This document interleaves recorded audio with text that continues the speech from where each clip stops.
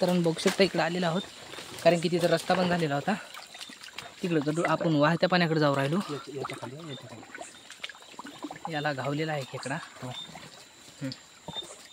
म्हणून थांबते. वाहत्या पाणी येणार आहे. इथे गेला इथे. हां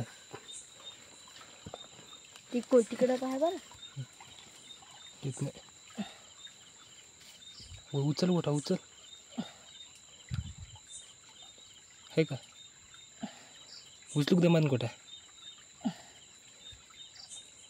पाणी उडून रे.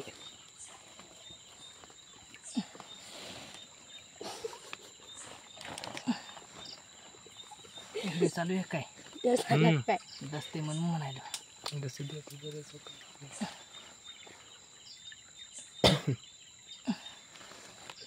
दसला बो